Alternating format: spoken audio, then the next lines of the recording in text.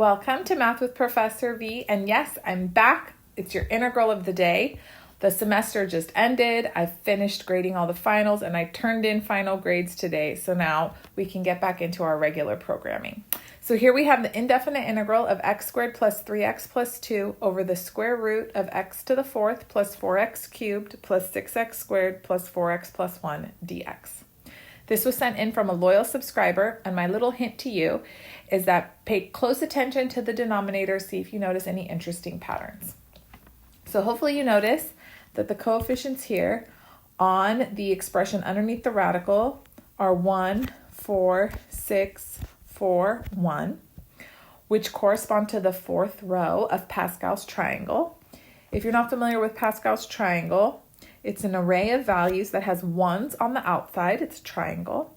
And then I'll show you how you obtain each of the following rows. It comes from adding the two entries in the row above it on either side.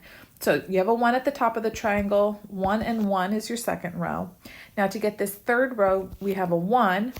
I add these two values together to obtain 2 and then 1 on the outside. Let's continue. 1 plus 2 gives me 3, so that's my entry here. 3, 1. Again, 1, 4, 6, 4, 1, and then you can keep going. 1, 5, 10, 10, 5, 1. Now, what's so fabulous with Pascal's triangle is that these values correspond to the coefficients that come when we use the binomial theorem. And there's a formula that you could use involving factorials. It's n choose c. But if you know these coefficients, then you can kind of bypass all of that. So it makes for a great shortcut. If you'll observe, 1, 4, 6, 4, 1 corresponds exactly with this row right here. And this tells me that I can actually factor everything underneath the radical as x plus 1 to the fourth. So x plus 1 to the fourth would follow this pattern in that you start off with x to the fourth power and the coefficient's just 1. Then my next term would be 4 because that's the coefficient, the next value in the triangle. Then the power on x goes down by 1.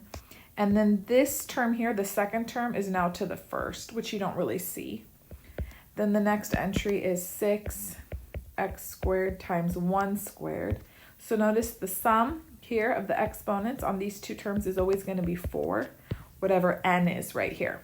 So if you need a full breakdown of the binomial theorem, I have a video dedicated to it. I don't want to get too carried away, but it is very useful to know. That way you can factor like a pro. Yes? Okay, and then it's no surprise if you had something like x plus 1 cubed, it would be x cubed plus 3x squared plus 3x plus 1. You see? I mean, just for funsies, let's do x plus 1 to the fifth, just to make sure you got the pattern down. So it would be x to the fifth plus 5x to the fourth. What would come next? Very good, 10x cubed plus 10x squared plus 5x plus 1. Okay, now if you don't have a 1, things change. I'll let you watch the video to get the full picture. But on that note, I can factor everything underneath here as x plus 1 to the fourth. Oh, that's just fabulous. So it seems like factoring is our way to freedom with this integral. And notice we can also factor the numerator. So let's just do all of that down below. If you'll allow me to scoot down here. We have integral. Now it's x plus 2 times x plus 1 in the numerator over the square root of x plus 1 to the fourth dx. Okay, very good. Now remember, square root of x plus 1 to the fourth is technically, yes, absolute value of x plus 1 squared, but x plus 1 squared is always positive, or at least it's not negative, so we don't have to worry about keeping the absolute value bars. But don't just abandon them willy-nilly. Had this been an odd exponent, we would have had to break up our integral into two cases. Okay, so I've got x plus 2 times x plus 1 over now just x plus 1 squared dx. Love it. And yes, we can cancel out an x plus 1. Beautiful. So we have now x plus 2 over x plus 1 dx. Now what to do from here? Well, I have a rational function as my integrand. Degree of the numerator matches the degree of the denominator. So you could long divide, or I'm always looking for a way out of long division. I'm just going to rewrite the numerator so it resembles the denominator, so it matches the denominator. And x plus 2 is x plus 1 plus 1. Why do I want to do that? Because now I can put each of the terms in a clever grouping over x plus 1, so things simplify beautifully for me. So x plus 1 over x plus 1 plus 1 over x plus 1 now gets me to where I can integrate term by term. I'll have integral of 1 plus 1 over x plus 1. And then hopefully you can see, we're home free.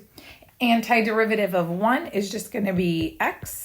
And then antiderivative of 1 over x plus 1, ln absolute value x plus 1 plus c. I thought this was so fun. I might submit it for next year's integration bee. What do you think? Because it doesn't take that long once you see the pattern, right? You just really have to be clever and just remember your factoring. That's really all there is to it. Okay, let me know in the comments down below if you spotted the factoring pattern immediately or if you fumbled with it first for a bit. I'm not sure. When I see 14641, it just calls to me. You know what I mean?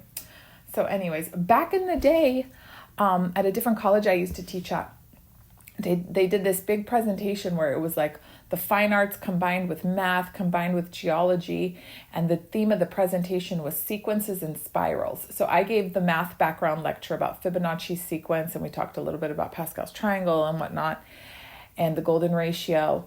And then the dance department came and performed a piece where the choreography was based using only Fibonacci numbers. The music department came and one of the professors composed a piece where the time signature was all Fibonacci numbers. And then I think, was it horticulture, geology? They came and talked about how we can observe the golden ratio, yes, in nature and things. So it was really fabulous seeing the whole college come together on a theme like that and kind of probably get people interested in a topic that really centers around math and science that maybe they don't realize is so embedded in our everyday lives. Anyways, that's it. I missed you all. I promise I'll be back recording more content soon, especially the integral of the day.